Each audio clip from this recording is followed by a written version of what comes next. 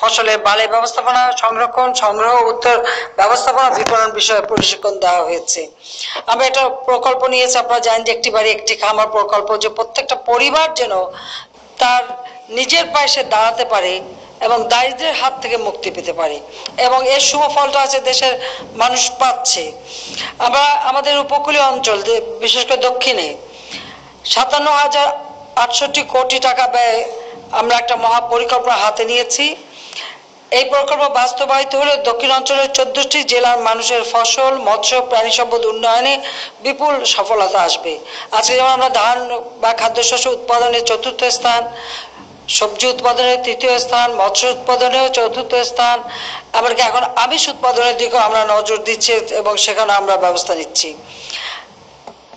আমাদের কৃষকরা আমরা ডিজিটাল বাংলাদেশ করে দিয়েছি। এখন কৃষকরা যে কোনো রকম পরামর্শ ওই মোবাইল ফোনের মাধ্যমেই নিতে পারে। আর এই মোবাইল ফোনও এই যে জনগণের হাতে স্বল্প মূল্যে দিয়ে দেওয়া, এটাও কিন্তু আওয়ামী লীগ সরকারই দিয়েছে। বিএনপির আমলে একটা মোবাইল 1,30,000 টাকা দিয়ে কিনতে হতো। 1,30,000 টাকাটা মোবাইল ফোনের দাম ছিল, আর ফোন করলেও 10 টাকা পার মিনিট, ধরলেও 10 টাকা পার মিনিট ছিল। আর তাও শুধু ঢাকার কিছু অংশ আর চট্টগ্রাম ছাড়া আর কোথাও ছিল না।